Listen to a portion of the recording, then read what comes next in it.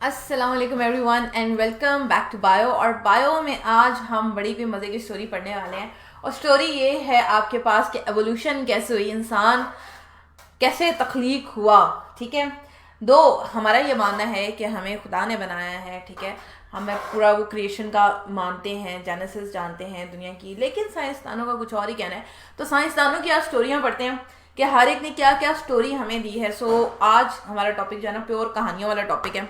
Important जो चीज़ है वो है आपके पास साइंटिस्ट, ठीक है, और उसके अलावा एक दो पॉइंट्स और हैं जो आपके पास इंपॉर्टेंट होंगे। सो फर्स्ट थिंग, एवोल्यूशन है क्या। पहली बात, एवोल्यूशन क्या है। एवोल्यूशन ये है कि आपके जो जेनेटिक मेकअप है वो चेंज हो गया, आपके जीन्स चेंज हो गए, आपकी कैरेक्टरिस्टिक चेंज हो गई और आपकी जो पूरी स्पीशी थी वो चेंज हो गई। ये आपके पास एवोल्यूशन है, ठीक है। एवोल्यूशन का फायदा क्या है। एवोल्यूशन का फायदा यह है कि आपके पास नए से नया ऑर्गेनिज्म आता है। लाइक फॉर एग्जांपल एवोल्यूशन की हम बात करें हैं, हमारे पास एक वाइट रोज है, हमारे पास एक रेड रोज है। कहीं गलती से इंसेक्ट से पोलन ग्रेन्स उनके एक्सचेंज हो जाते हैं, ठीक है, जो व्हाइट वाले उसके ऊपर रेड के पोलन ग्रेन्स गिर गए तो फर्टिलाइजेशन होगी, जीन्स उसके पास व्हाइट के भी थे, रेड के भी थे, उसने पिंक फ्लावर बना दिया। ये तो एक नेचुरल एवोल्यूशन है ना, आपके पास एक अलग ही किस्म का पौधा हो गया। अब इंसानों में या फिर दूसरे दीगर जानवरों में क्या हुआ है, जैसा हम कहते हैं कि जो शेर था, सॉरी जो चीता है वो बिल्ली से किस तरह ज़्यादा रिलेट करता है, यानी कि वो ज़्यादा पावरफुल है और उसके पास ग्रोथ के जीन ज़्यादा हैं, उसके जिसका जाइजेंटिज्म होता है उसके पास अनकंट्रोल, वो बड़ी ज़्यादा बड़ी बॉडी है उनकी। अदरवाइज कैरेक्टरिस्टिक दोनों के सेम है, बिल्ली के और चीते के। ये आपके पास जितनी भी थेरी है ना, ये हमें दी ओके शिजा शिजा, okay okay okay okay god, आपने आंसर दे दिया था जी, बिल्कुल मैंने दे दिया था। और आप उस वीडियो के एंड पे देख लीजिएगा, ठीक है, मैंने आंसर उसका रिपीट वहाँ पे ही दे दिया था आपको। मुझे लगा कि आप हो उस टाइम पे, आप वीडियो रिपीट कर देना, ठीक है। अभी मैं एवोल्यूशन की बात कर रही हूँ। एवोल्यूशन में क्या डिस्कस कर रही थी जो मुझे खुद भूल जाता है बोलते बोलते।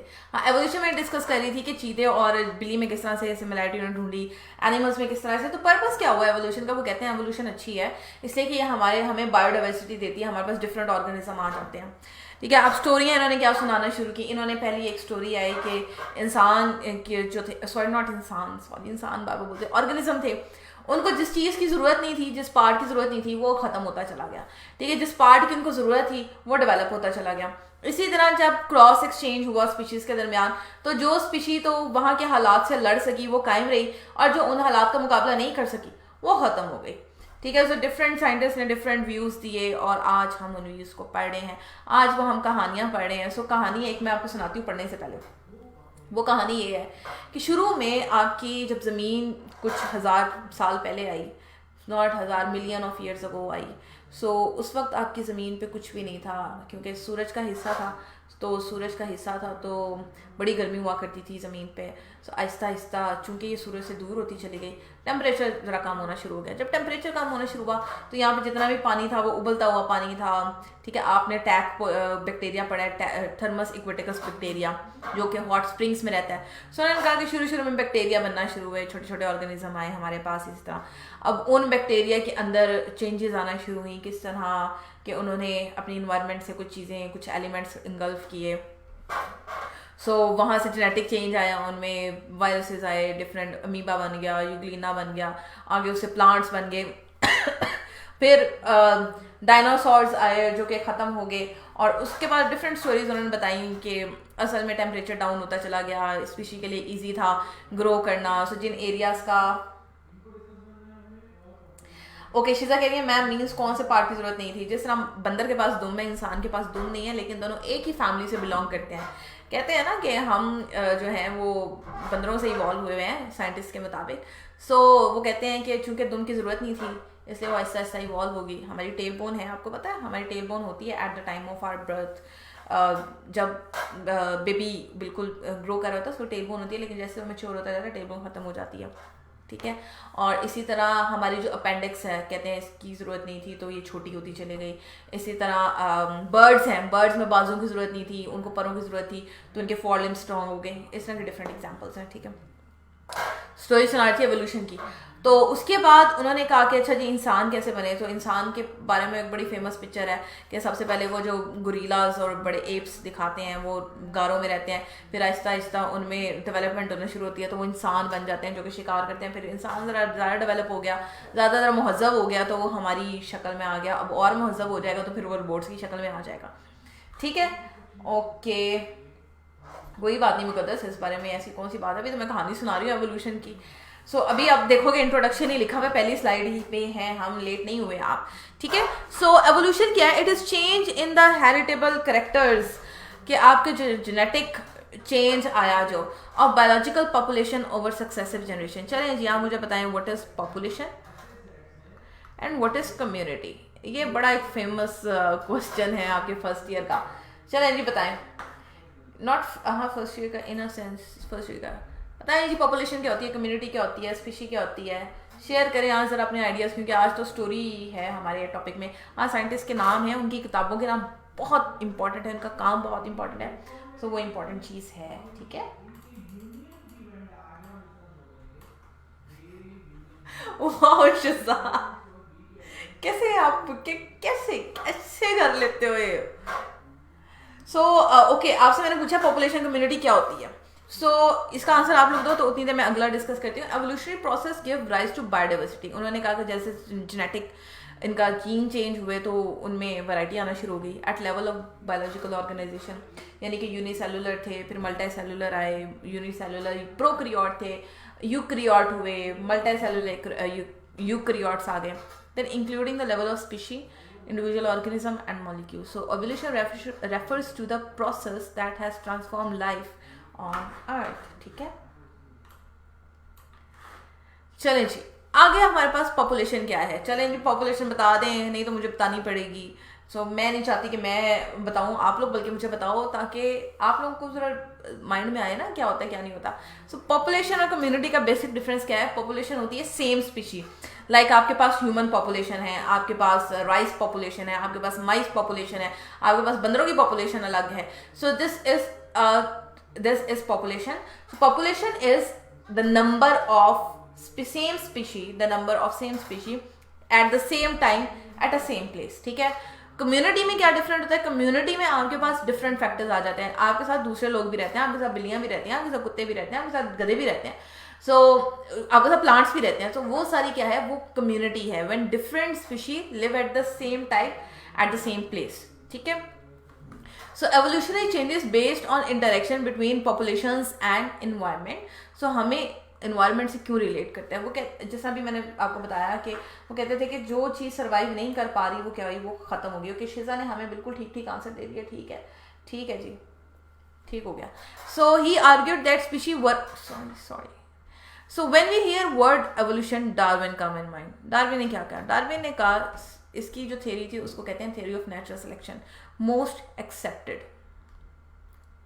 क्यों?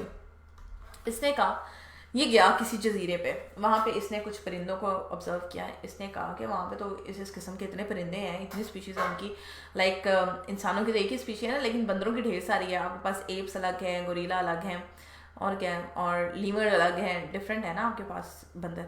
सो उनकी टाइप्स डिफरेंट है, डिफरेंट स्पीशीज़ हैं। इसने कहा कि किसी भी एनिमल की ना ढेर सारी स्पीशीज़ हैं। डॉग्स के डिफरेंट स्पीशीज़ हैं, आपको पता है इतना वो कौन से, वो पता नहीं कौन कौन से डॉग्स होते हैं, मुझे नहीं पता, वैसे मेरे से ज़्यादा आपको पता होगा। सो इसने ये कहा था, ओके मुकद्दस ठीक हो गया जी। सो इन्होंने ये कहा कि आपके पास जो क्या है, जो ऑर्गेनिज्म है वो नेचुरली सेलेक्टेड है, यानी कि अगर गर्मी है तो वहाँ पे बर्फानी रीच नहीं रहेगा, पोलर बियर नहीं वहाँ सर्वाइव कर सकेगा। इस तरह अगर पोलर रीजन में चले जाओ तो वहाँ पे आम हाथी सर्वाइव नहीं कर सकेगा, या आम शेर सर्वाइव नहीं कर सकेगा। सो उसने कहा कि आपका जो इन्वायरमेंट है वो बड़ा इंपॉर्टेंट रोल प्ले करता है आपकी इन्वायरमेंट में। स्टोरी मैं आगे बिल्कुल ये स्टोरी ही चलनी है अभी हमारी क्रिएशन की। सो क्रिएशन में एक हमें डार्विन ने एक कॉन्सेप्ट दिया। सो ही आर्ग्यूड, उसने ये कहा कि that species weren't specially created, कोई खास तौर पे नहीं बनी, rather they had been evolve from ancestral species. Creationist ने ये कहा कि हमारे पास स्पेशल क्रिएशन है, जिस तरह अल्लाह मियां ने हमें बनाया है, सो हम उसको स्पेशल क्रिएशन कहते हैं। सो एवोल्यूशनिस्ट ने कहा ना जी ना, हमारे पास तो नेचुरल सिलेक्शन हुई है, एक बैक्टीरिया था, बैक्टीरिया से इंसान बना। अब स्पेशल क्रिएशन क्या है? स्पेशल क्रिएशन ये है जो कार्लोस, ये स्पेलिंग गलत है, कार्लोस लिनेनियस ने बोली। सो इसने क्या कहा, कार्लोस ने क्या कहा था, इसने ये कहा कि आपके पास जो है ना कोई ऐसी ताकत है जो ये सारी स्पीशी बना रही है, नहीं तो इतना कॉम्प्लेक्स सिस्टम कौन बना सकता है भाई, इतना कॉम्प्लेक्स नर्वस सिस्टम, इतना वो, इसने बड़ा आर्ग्यू किया उससे, ठीक है। लेकिन लेकिन लेकिन चूंकि इसके पास एविडेंस नहीं थे, आपको पता है यहाँ पे आके साइंटिस्ट जो होते हैं वो एविडेंस मांगते हैं, सो डार्विन ने एविडेंस दे दी है, सो उसकी थ्योरी मोस्टली एक्सेप्टेड होगी। So Aristotle recognise that organism range from relatively simple to very complex system. Aristotle को तो हम कहते हैं ना बाप है हर चीज़ का, इसने हर चीज़ को एक्सप्लेन करने की कोशिश की, दो थोड़े लेवल पे की, पर इसने मोस्टली चीज़ों को एक्सप्लेन किया। इसने कहा कि आपके पास सिंपल ऑर्गेनिज्म है, जिसमें आपके पास बिल्ली है, बिल्ली की जो मोस्ट कॉम्प्लेक्स फॉर्म है वो आपके पास बब्बर शेर है, लायन है, ठीक है। इससे हमारे पास डिफरेंट साइंटिस्ट आ जाते हैं।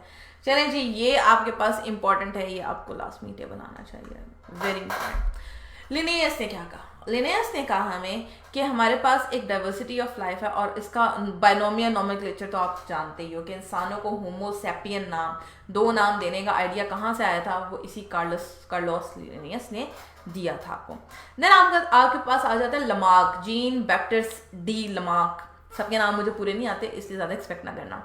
लमार्क ने क्या किया था? लमार्क ने आपको एवोल्यूशन दी थी। इसने कहा था जो ज़राफ़े की वो जो आपके पास अभी मैंने बात की कि दुम की ज़रूरत नहीं थी, वो ख़त्म हो गई। जो ज़राफ़े की जो जिराफ होता है हमारे पास, उसकी गर्दन लंबी क्यों थी? क्योंकि उसको ऊंचे ऊंचे दरख्तों से तोड़ना पड़ता था, तो उसकी गर्दन लंबी हो गई, ठीक है। ये हमें लमार्क ने कहा था। मैल्थस ने क्या कहा था? मैल्थस ने कहा था कि there is principle of population, कि एक जगह पे पॉपुलेशन कोई एक ज़्यादा होगी और दूसरी जगह पे थोड़ी कम होगी। देन क्यूवर ने क्या कहा था?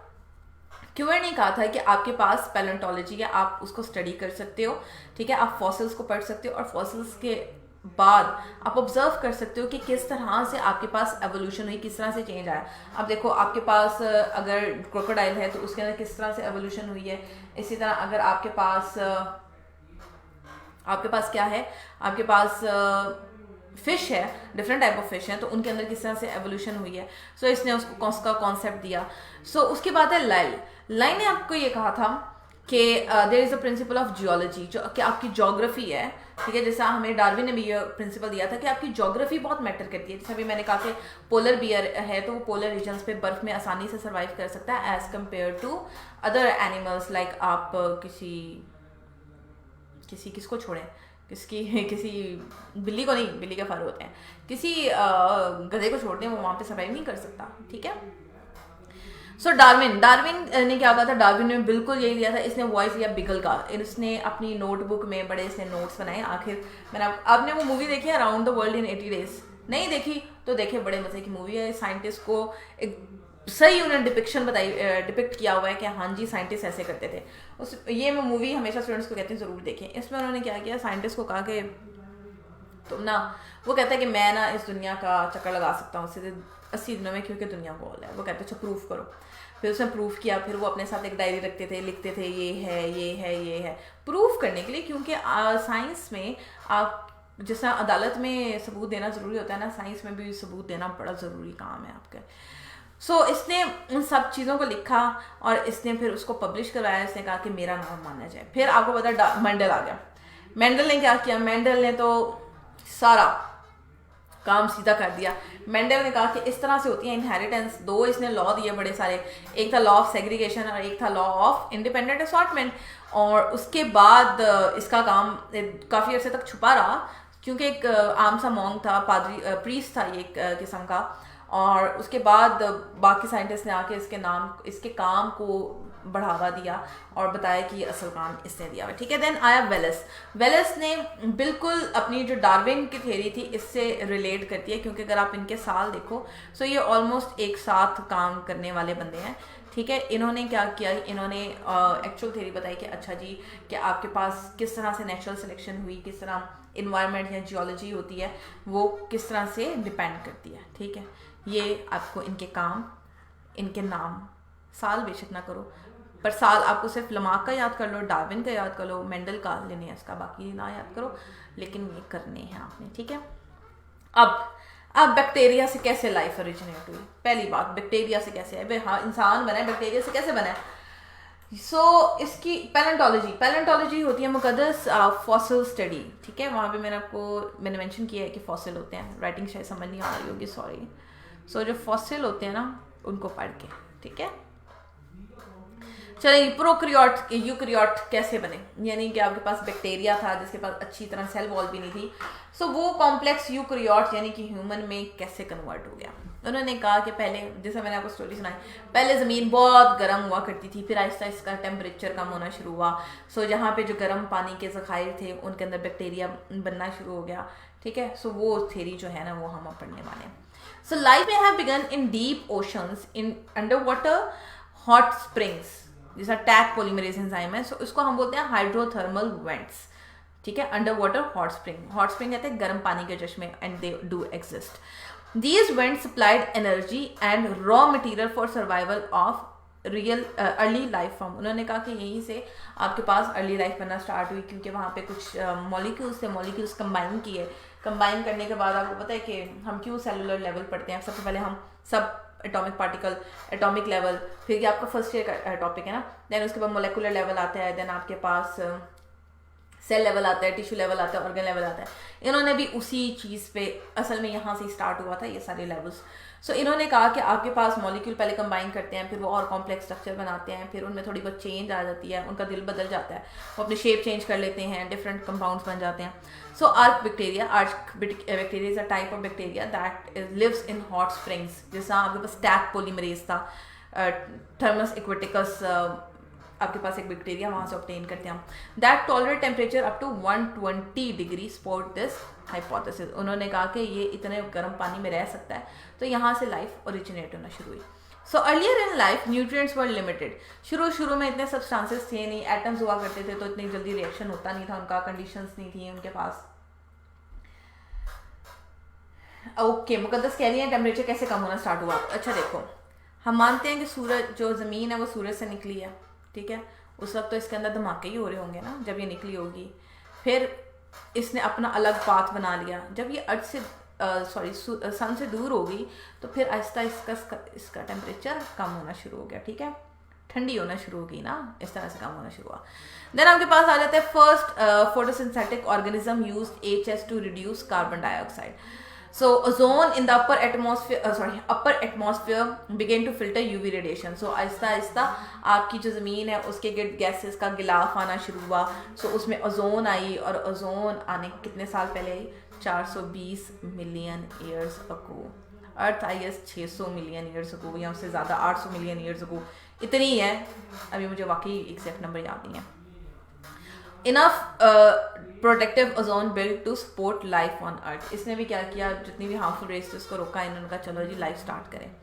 सो प्रोकैरियोट में अराइजन 3.5 बिलियन ईयर्स अगो, इतने साल पुराना बनना शुरू हुआ, ठीक है।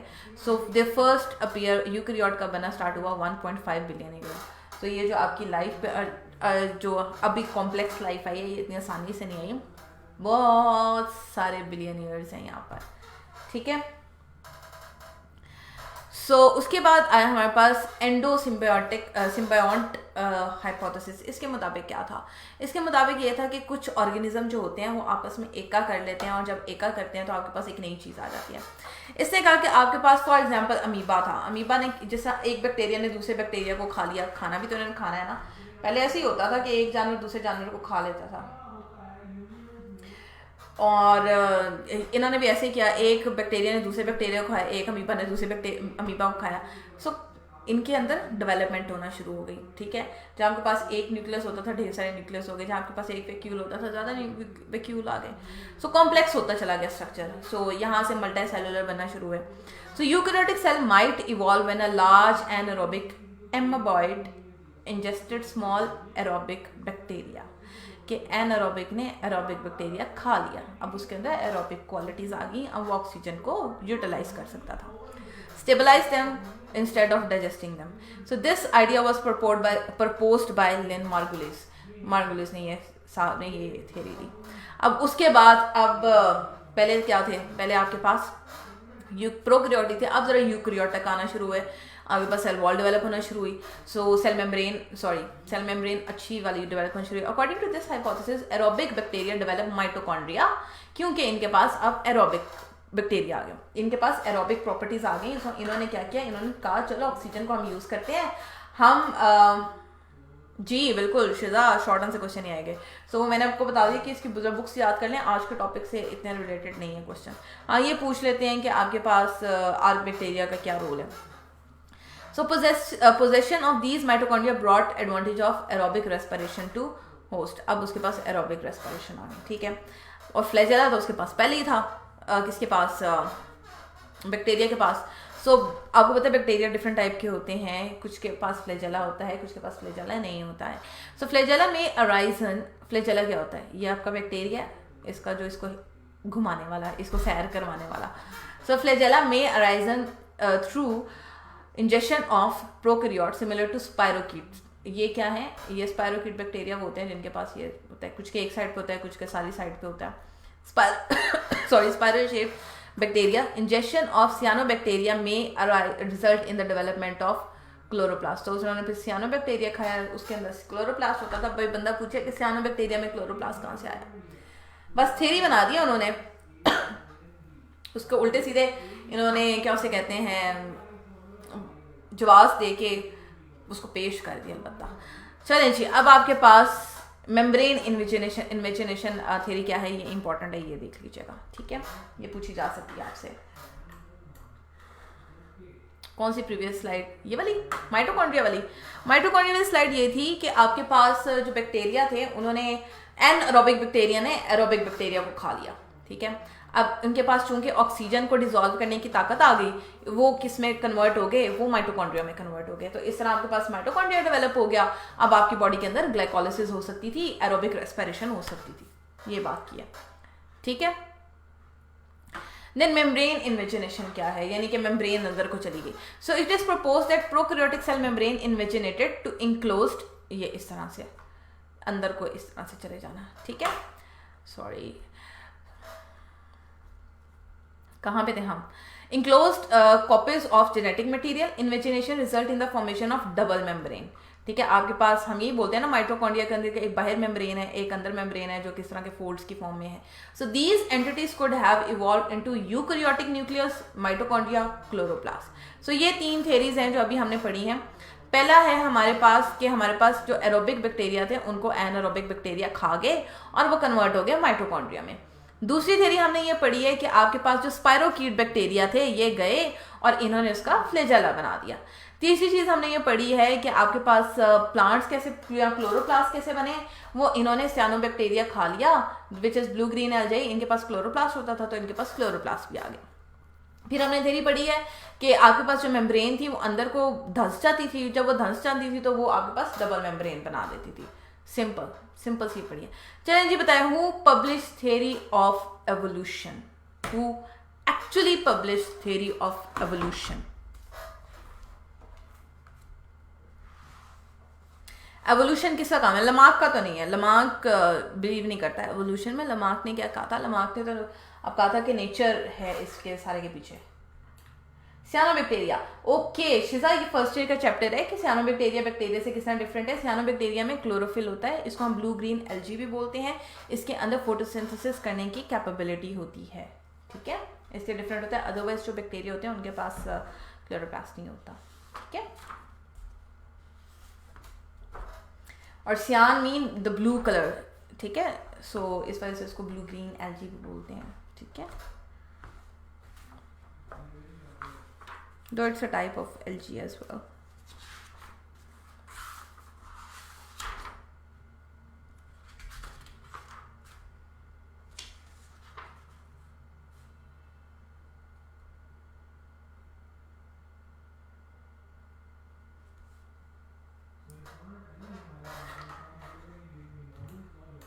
ए नहीं है, लमार्क आंसर है इसका। Lamarck publish the theory of evolution. क्या हो गया आपको,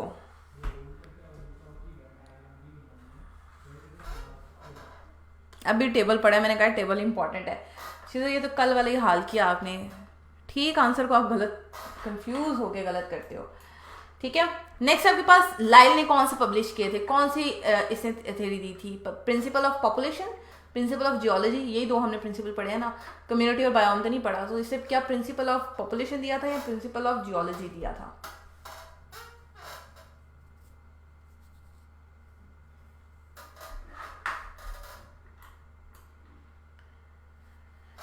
हाँ जी, एनारोबिक ऑक्सीजन से ही रिलेटेड है मुकद्दस। एरोबिक बैक्टीरिया वो होते हैं जो ऑक्सीजन यूज़ कर सकते हैं, एनारोबिक वो होते हैं जो ऑक्सीजन यूज़ नहीं करते हैं, उसके बगैर ग्रो कर लेते हैं।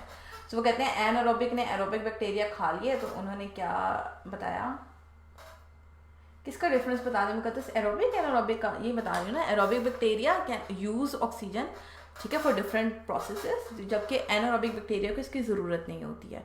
सो वो कहते हैं कि एनारोबिक बैक्टीरिया आराम से बैठा हुआ था, उसको भूख लगी, उसने एरोबिक बैक्टीरिया को खा लिया। अब इसके अंदर एक वो चीज़ चली गई जो कि ऑक्सीजन को यूज़ कर सकती थी, तो वो जो चीज़ थी वो माइटोकॉन्ड्रिया में कन्वर्ट होगी, ठीक है। डी आंसर किसका दिया है शिजा?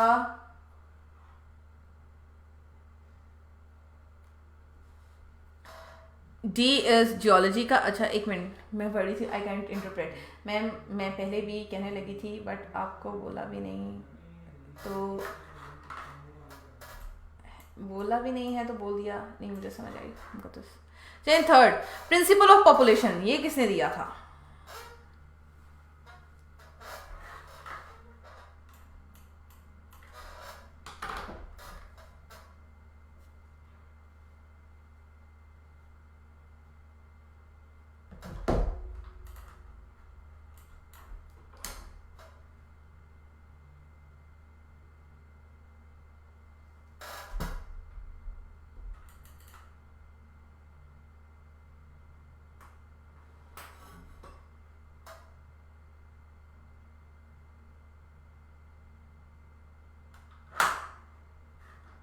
अब सीधा ये क्या बात की? मुझे नहीं, आई कांट अंडरस्टैंड, क्या बात कर रहे हो? चलें जी, इसका आंसर बताएं, प्रिंसिपल ऑफ पॉपुलेशन किसने दिया, ताकि हम करें टॉपिक को ख़त्म।